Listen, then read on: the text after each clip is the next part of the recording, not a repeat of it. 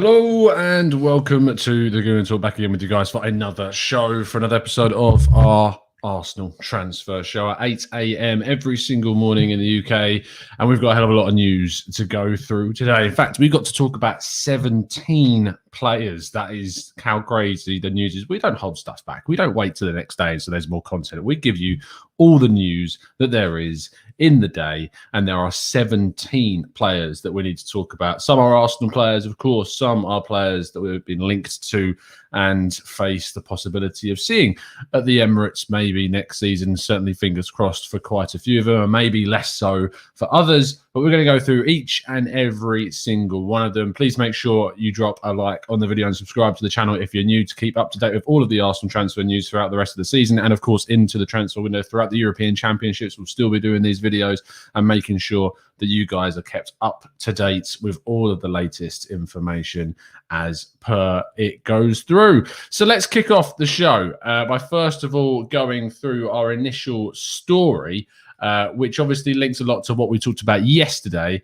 regarding Eduardo Camavinga. Now, if you haven't already checked it out, yesterday we did a tactical breakdown on the French midfielder, so you can go and check that out on the channel. We got expert insight from Jeremy Smith. So if you've not listened to that and really find out about what this guy is, what he thinks about the possibility of it happening, etc., getting all the information on that, make sure you check it out. But the main kind of information that came out yesterday, in addition to that, was Arsenal's transfer list and the players in which Arsenal are open to selling.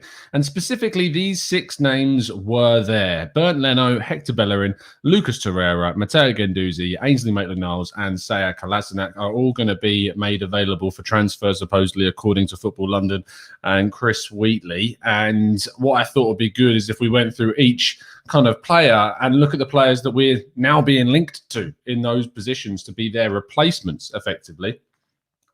And there's a hell of a lot that we do need to go through. So starting off, I believe, with Hector Bellerin. Of course, Bellerin himself has been at the club for a long time, and we've kind of known for a while that he is going to be probably on the way out this summer. He hasn't played particularly well in the games that he's been called upon. Very few good performances, and the likes of Cedric and Chambers have probably outshone him for most of the time. And he's also one of those players that you'd expect us to kind of get the most money for from the players that we're looking to sell, because he's still in his prime. He's still got a couple of years left on his contract, and you'd think that there'll be decent amount of clubs going in for him, that maybe it would drive the price up a bit. So you're looking at 20 million plus, which is not a bad figure considering the player that he probably is right now and how much he's worth and the season that he's had. And I'd definitely be looking to take that if possible. Looking at the 2 players then that Arsenal are being touted to be following, the first one, of course, you know quite a bit about in Emerson. We've spoken about him on the channel before. Real Betis, Brazilian right-back. And then Max Aarons, who, of course, is an England youth international and has been playing at Norwich for a while now, and, of course, has played in the Premier League already last season, in which they were then relegated, and he's helped them get back in the Championship from the Championship rather this season. I'm so sorry. I'm going to it's ridiculous. You have those mornings where you just can't speak. So when you've got Max Aarons and Emerson, you're looking at 2 very kind of different players. You've got Aarons, who's obviously a very much more technical player, smaller, quicker, nippier, and you've got Emerson that's a lot more physical. My view is that Emerson is the better choice. I think it would be a cheaper choice, weirdly, because he's got a situation with Barcelona as well. So it's going to be intriguing as to which one Arsenal, if either, they go for. But my court would definitely be in kind of the more Emerson picture. Let's get some of your comments in the chat box and go through as many of your thoughts and feelings around these 2. Harish says Emerson or Ben White. I personally go with White, Premier League proven. I mean, White, I look at more of a centre-back than a right-back. I know he's played there because of Lamptey's injury, but I never really thought of Ben White as a right-back, so I'm not sure. And I think Emerson's a much, much better player than what Ben White is. Actually, when you look at someone like Emerson, who has played in obviously La Liga and done very well there and is very highly rated, and you look at someone like Ben White, and he's obviously been to Leeds prior, and where is he going to develop, and what's he going to get better? Is he going to make that step up?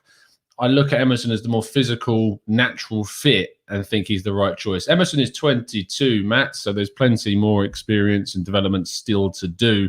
And it would be a very kind of astute sign in regards to sell-on value. Saeed says that he thinks he would go with Aarons for this one. This is not Alex, says that he would raid Norwich for Buendia and Aarons. So there you go.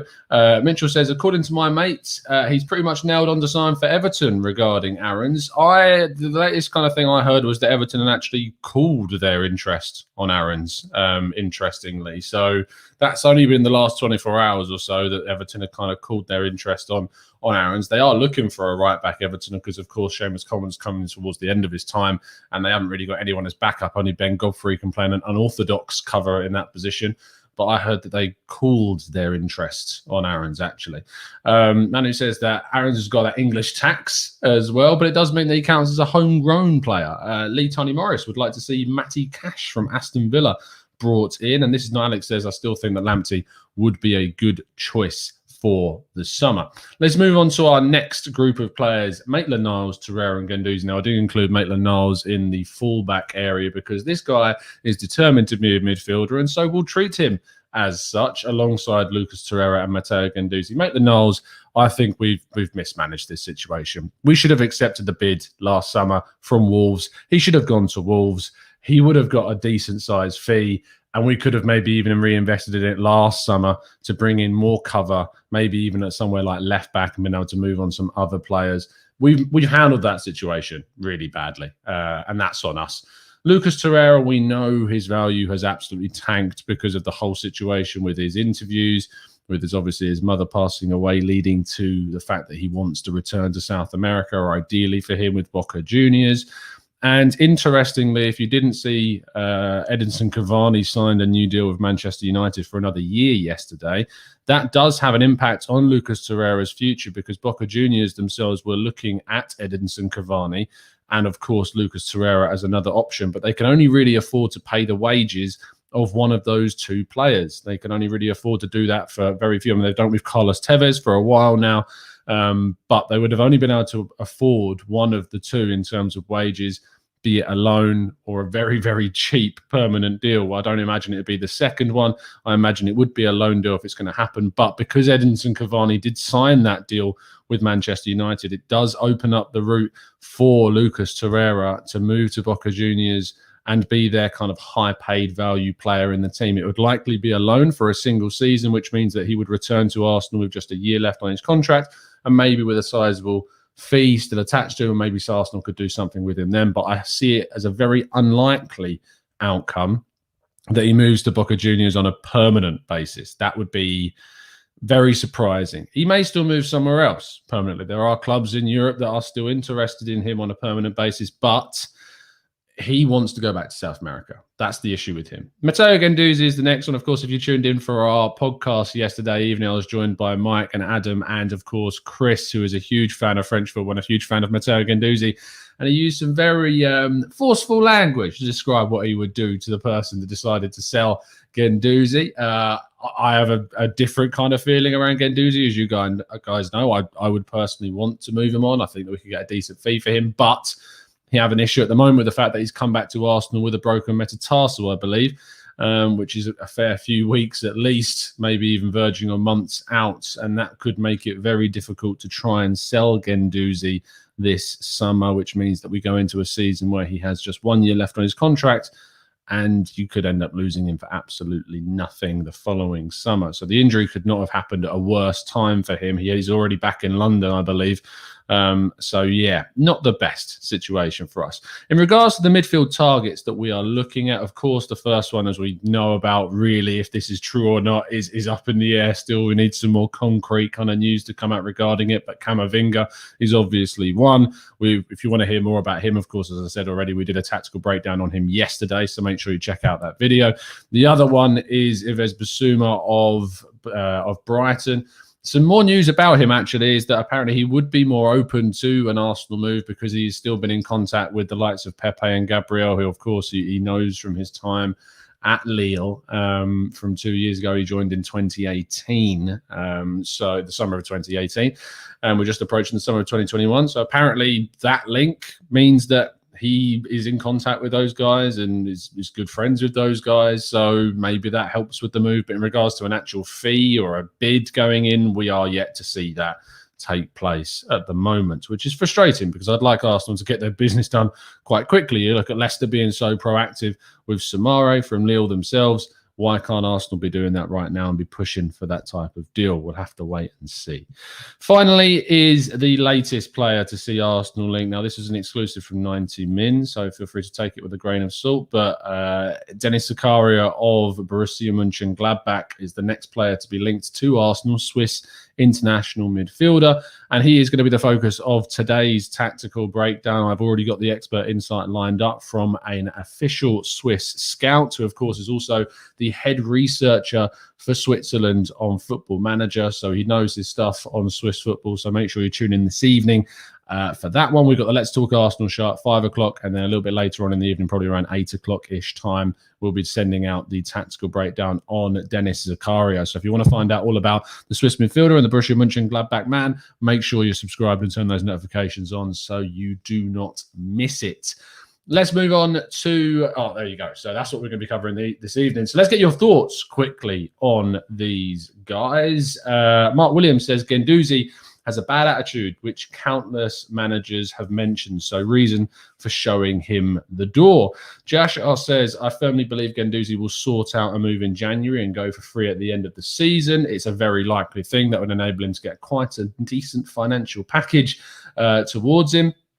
Ansgar says, I don't want Zakaria. Get a Premier League player in Neves or Bissouma. Keep it simple. Manu Clerk says, sell the three of them. I'd keep Guendouzi if not for his contract. Schoolboy value management from the board. So we are forced to sell.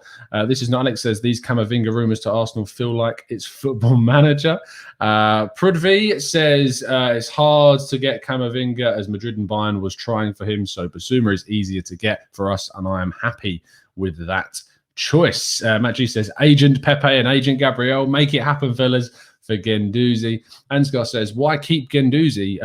Sell Guendouzi and keep El Neni? I think the club are probably looking at it as El Neni's attitude is excellent. He's happy to be a guy in the squad that wants to be, and is happy to be kind of depth and a squad player and a utility player. And he's been okay this season. He's not been great, but he's just been kind of there and available when we need him. And Guendouzi's issues behind the scenes, I think, have led the club to make a decision on him fairly quickly. So that's going to be an interesting one. So Hill says, Tom, any chance that you're going to be going for the scouting job at Arsenal? I mean, guys, feel free to tweet them. I did raise my hand on Twitter, if you saw, and put it out there. You can find us at the Gooner Talk TV. And if they want me, they might get a fair few Hungarians from Red Bull Salzburg. But other than that, I mean, you know, it's all cards are open to this. You never know. They're headhunting, so it could happen. Let's move on to the next story, which is Bernd Leno of the players that have been linked with the move away from Arsenal.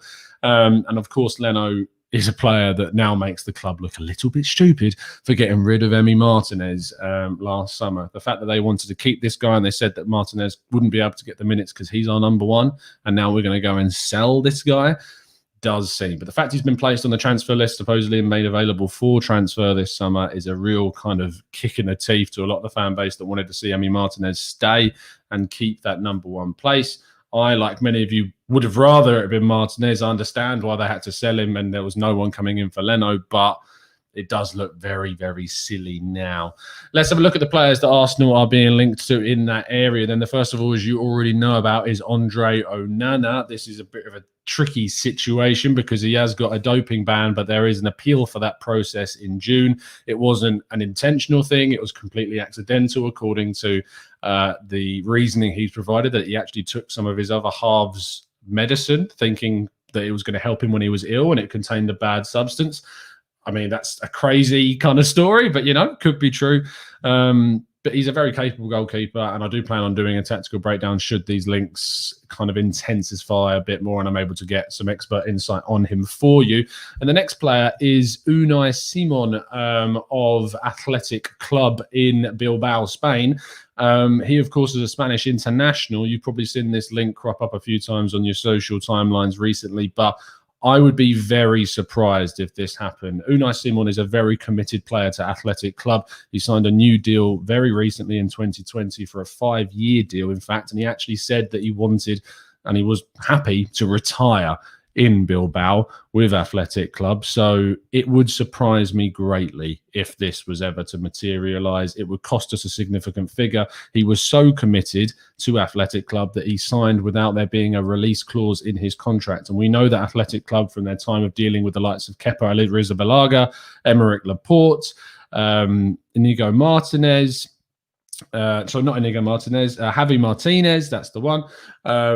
They basically, if you want their players, they're going to sell them to you at the buyout clause, which is exceptionally high. So when Unai Simon doesn't have one, that makes it arguably even trickier to negotiate a deal with Athletic Club. So I can't see that one happening, to be honest. It would be very, very difficult for the player situation and for the club situation as well. So let's see what you guys are saying in the chat box regarding our goalkeeping situation. Wesley says, is Onana any better than Leno? Hopefully that's something that we can find out when we do that tactical breakdown on him. Igor says, what about Areola? Has been good for Fulham. Of course, he's spent this season on loan from PSG. Maybe he is someone that Arsenal will look at. I think it's actually not a bad shout whatsoever. He has been very good for them. Maybe he's someone that Arsenal will take a look at. Omar says, Tom, what do you think of the academy keeper Arthur Okonkwo? Is he good enough? He is a youth goalkeeper. He has a lot of development still to do. I think that when you look at what he's done for the youth team, why we went out and got another third choice keeper in Runarsson, either that's a criticism to Okonkwo. I don't think it should be. I think it's a mistake. I don't know why we did that. I think that Okonkwo could have been. We've also got Hein that's there. We've got other keepers that are coming through as well. Okonkwo, though, I don't really understand why Runarsson was brought in when he was there. I look at that as another mistake that the club has ultimately made. But I don't think he's going to be ready. I don't think he's ready yet to come through and be Arsenal's number one, or arguably even their number two. But give him some minutes maybe in the League Cup next season and see how he gets on, but a long, long way off from doing that. Matt Alexander says, what about Castells from Wolfsburg? Belgian goalkeeper. Don't know too much about him beyond that. If we get linked to him, we'll do some more research into him. Devesh says the keeper that I personally want to see Arsenal go for, which is Nick Pope. That's who I want. I think he's a really good keeper. I think he was an imposing character. I think he adds... We talk about physicality, but for a keeper, we've had some historically pretty tiny keepers. You look at Matt Ryan this season, David Ospina. I'd like to see a really kind of towering keeper in the Arsenal net. Even Leno's not massive, and even when he is, he can't seem to stop his arms from flapping about trying to save a goal. So Nick Pope, I think, is a really, really good option. Philip Crewsden says that as well. Says that as well. So maybe you guys are interested in him. There's questions maybe how he is with his distribution. Maybe that comes into it. And we've heard nothing regarding Wojciech Szczesny in quite a while. So I'm assuming that one is also pretty dead.